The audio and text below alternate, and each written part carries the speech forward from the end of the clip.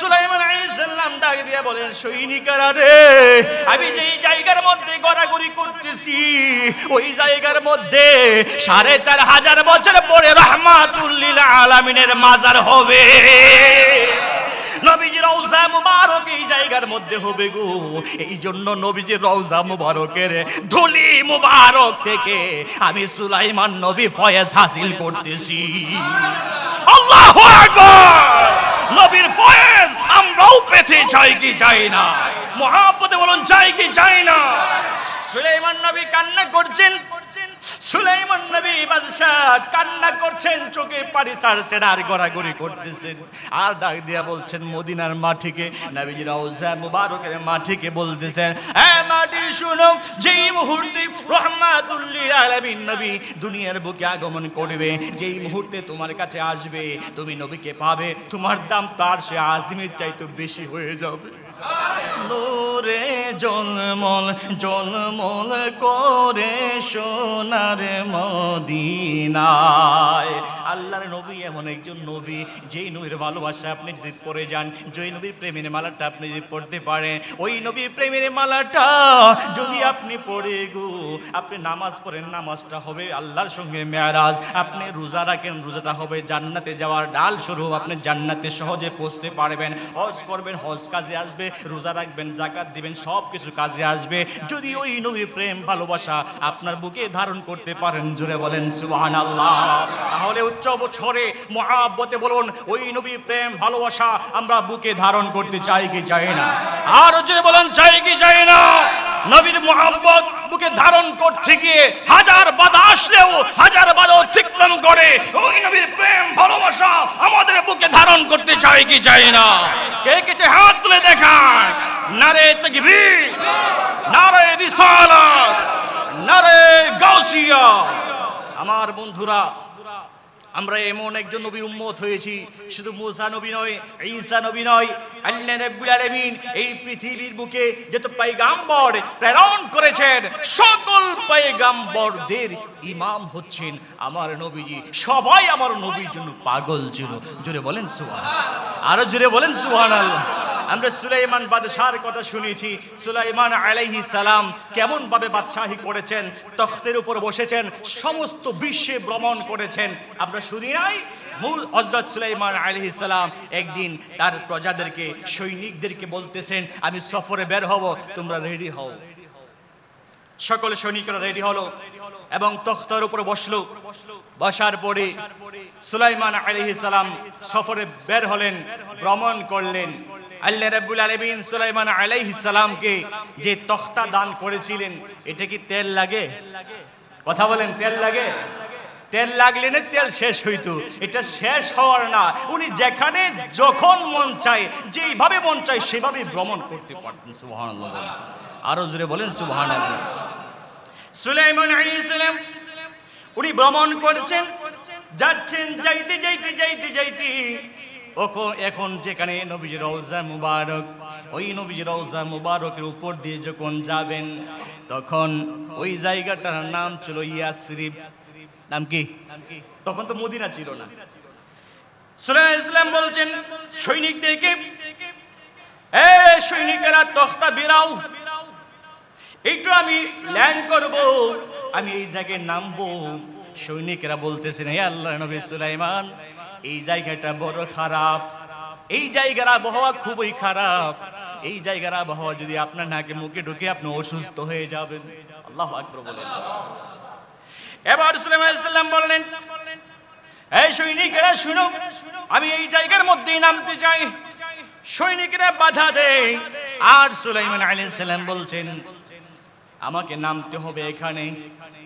সৈনিকেরা জিজ্ঞাসা করলো, ও আল্লাহর নবী বাদশাহ সুলাইমান, একটু আপনার কাছ থেকে জানতে চাই, এই জায়গাটা এত খারাপ হওয়ার পরেও আপনি কেন এই জায়গার মধ্যে নামবেন?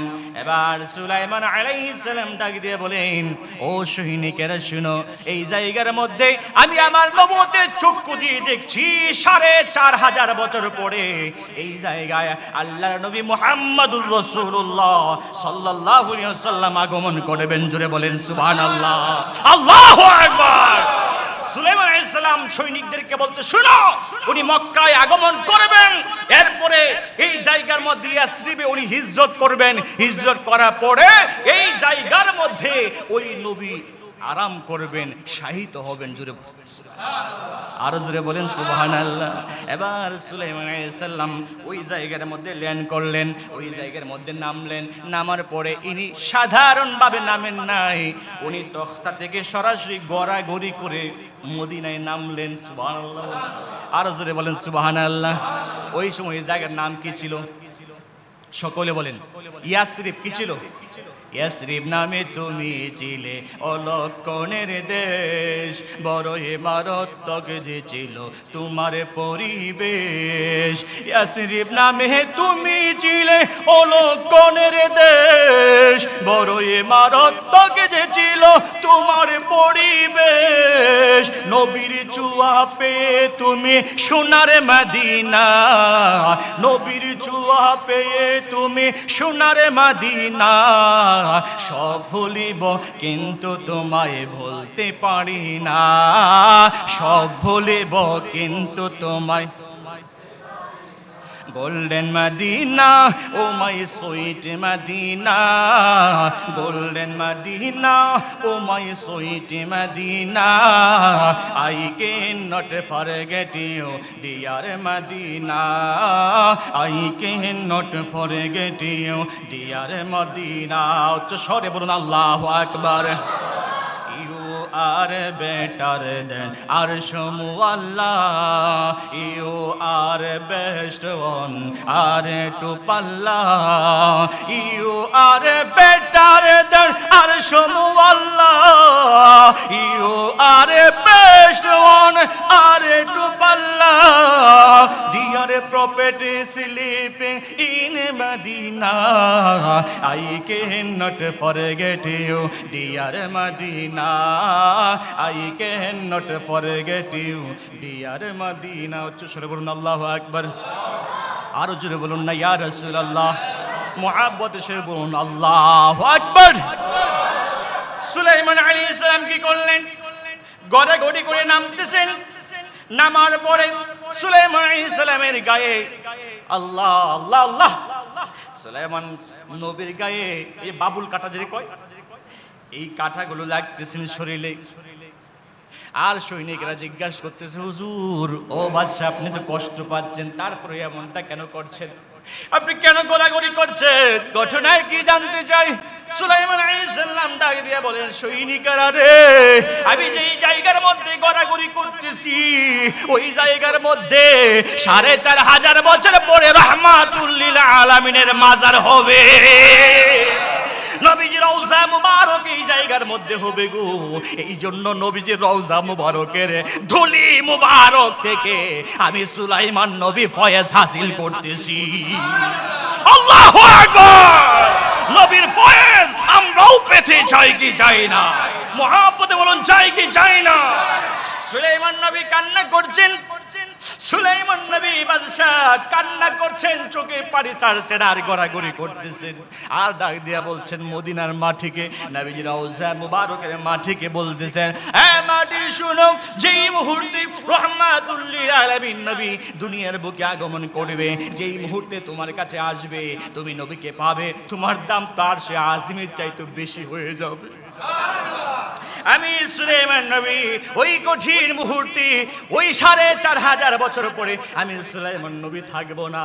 আমি তোমার কাছে একটা আরজ করে যাই, হে মাটি, মদিনার মাটি, আমি তোমার কাছে একটা আরজ করে যাই। কি আরজ? আমার আরজ হচ্ছে আল্লাহর নবী দুজাহানের বাদশা নবী যখন তোমার কাছে আসবে, আমি সুলাইমান নবীর পক্ষ থেকে আল্লাহর নবীকে সালাম পৌঁছাইয়া দিও।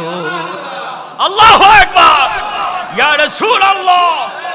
ওই নবী, আল্লাহর নবীর জন্য সুলাইমান বাদশাহ মদিনার মাটির মাধ্যমে সালাম প্রেরণ করেছেন।